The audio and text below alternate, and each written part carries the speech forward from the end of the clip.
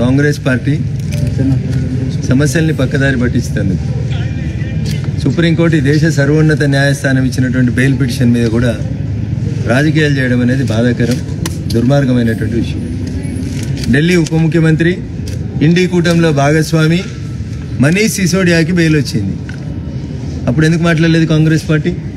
What was the stand of Congress party? అదే మద్యం కుంభకోణంలో ఇంకొక ముద్దాయికి ఈరోజు బెయిల్ వచ్చింది. దానికి బీజేపీకి ఏం సంబంధం ఉంటుంది? ఒకవేళ కవిత బెయిల్కి బీజేపీకి సంబంధం ఉంటే మనీష్ సిసోడియా బెయిల్కి బీజేపీ కూడా సంబంధం ఉండాలి. మరి ఇండి కూటమిలోంచి బయటికి వెళ్ళిపోతుందా? మనీష్ సిసోడియా గారికి బెయిల్ వచ్చింది కాబట్టి మనీష్ సిసోడియా గారు వచ్చి బీజేపీలో జాయిన్ అవుతున్నారా? అందుకని మోకాలకి బోడిగుండుకి లింక్ పెట్టి మాట్లాడేటువంటి ఈ కార్యక్రమాన్ని కాంగ్రెస్ పార్టీ మానుకోవాలి. బెయిల్ అనేది మున్సిపల్ కోర్టులో రిజెక్ట్ అయింది, జిల్లా కోర్టులో రిజెక్ట్ అయింది, చివరికి హైకోర్టు రిజెక్ట్ చేసిన తర్వాత ఈ దేశ సర్వోన్నత న్యాయస్థానం సుప్రీంకోర్టు బెయిల్ ఇచ్చింది. కాంగ్రెస్ పార్టీకి డెమోక్రసీ మీద విశ్వాసం లేదు, పార్లమెంట్ మీద విశ్వాసం లేదు, సెబీ మీద విశ్వాసం లేదు, కోర్టుల మీద విశ్వాసం లేదు. RG1 రాజీవ్ గాంధీ గారు ముస్లిం మహిళలకి మనోవర్తి ఇయ్యాలని సుప్రీంకోర్టు చెప్తే సుప్రీంకోర్టు ఆర్డర్ని తుంగలో దెక్కి ఆర్డినెన్స్ తెచ్చినటువంటి పెద్ద మనిషి RG1, the great Rajiv Gandhi గారు 1 అయితే అది సుప్రీంకోర్టు పట్ల రాజీవ్ గాంధీ గారికి ఉన్నటువంటి అభిప్రాయం అయితే ఇలా RG2 కొత్తగా ఏం నటిస్తాడు? తెలంగాణలో సామెత చెప్తారు, ముందు నాగాలు ఎట్లా పోతే వెనక నాగాలు అట్లే పోతుంది. రాహుల్ గాంధీ గారు చెప్పాలి ఇలా మనీష్ సిసోడియాకి బెయిల్ వచ్చింది, బెయిల్ బీజేపీ ఇచ్చిందా సుప్రీంకోర్టు ఇచ్చిందా? ఒకవేళ మనీష్ సిసోడియాకి బెయిల్ సుప్రీంకోర్టు ఇస్తే అదే సుప్రీంకోర్టు కవితకు కూడా బెయిల్ ఇచ్చింది.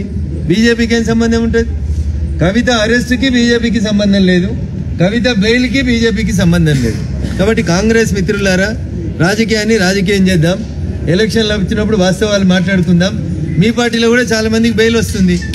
మొన్న ఒక ముఖ్యమంత్రి గారికి, జార్ఖండ్ మాజీ ముఖ్యమంత్రి జైలుకు పోయిన తర్వాత మాజీ అయిన ముఖ్యమంత్రి కూడా బెయిల్ వచ్చింది.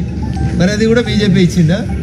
ఇస్తే మరి ఆయన ఇండి కూటమిలో ఎందుకున్నాడు? మళ్ళీ వచ్చి ఆయన ఇప్పుడు ముఖ్యమంత్రి అయింది కదా, సోరెన్ గారు వచ్చి మా పార్టీలో చేరాలి కదా, చేరలేదు కదా, మీతోటే ఉన్నాడు కదా ఇండి కూటమిలో. నేను జార్ఖండ్ ముక్తి మోర్చా అధ్యక్షుడు సోరెన్ గురించి చెప్తా ఉన్నా, ఆయనకు బెయిల్ వస్తే బీజేపీకి సంబంధం లేదు. ఢిల్లీ ఉప ముఖ్యమంత్రి మనీష్ సిసోడియాకి బెయిల్ వస్తే దానికి బీజేపీకి సంబంధం లేదు, కానీ కవితకు బెయిల్ వస్తే మాత్రం బీజేపీకి సంబంధం ఉంది. అంటే మీరు టీఆర్ఎస్ పార్టీని ఇండి కూటమిలో చేర్చుకుంటేందుకు ఇవన్నీ ప్రయత్నాలా? అసలు మీ ఉద్దేశం ఏందని చెప్పుండ్రు. కనీసం కోర్టులలోనే గౌరవించారు అనేది నేను కాంగ్రెస్ పార్టీకి ఇచ్చేటువంటి సూచన.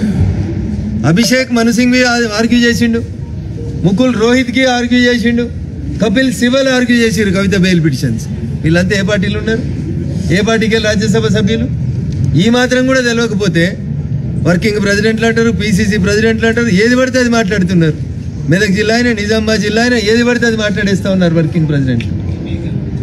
వాళ్ళకి ఏమీ తెలియదు, బెయిల్ ఏంది, ప్రొసీజర్ ఏంది, సిస్టమ్ ఏంది ఏం తెలియదు.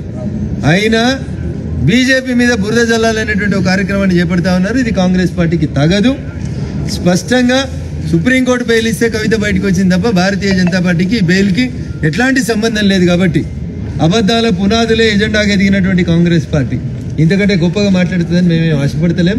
బట్ తెలంగాణ సమాజం, విఘ్నులైనటువంటి తెలంగాణ ప్రజలు అర్థం చేసుకుంటారని, బెయిల్ కోర్టుకు సంబంధించిన అంశం అని, పార్టీలకు సంబంధించిన అంశం కాదని జగ్గారెడ్డి గారికి, మహేష్ కుమార్ గౌడ్ గారికి అర్థమయ్యేలా చెప్పాలని చెప్పి అభిషేక్ సింగ్ మన్వి అనేటువంటి సుప్రీంకోర్టు వకీల్కి ఈ సందర్భంగా నేను విజ్ఞప్తి చేస్తాను. ఒక రాజకీయ పార్టీ ఇంకొక రాజకీయ పార్టీలో విలీనం అవ్వాలా అవ్వకూడదు అనేది ఆ టీఆర్ఎస్ పార్టీ పెద్దలను అడిగితే కరెక్ట్ సమాధానం వస్తుంది. భారతీయ జనతా పార్టీ ఎవరిని విలీనం చేసుకోవడానికి సిద్ధంగా లేదు.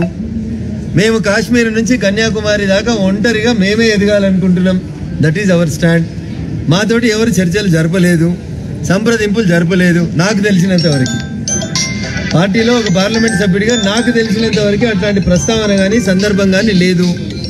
కాబట్టి లేని దాని మీద బురద జల్లి కోడిగుడ్డు మీద ఈకలు వీకే ప్రయత్నం చేయొద్దని కాంగ్రెస్ మిత్రులకు నేను ఈతో పలుకుతాను. Thank you.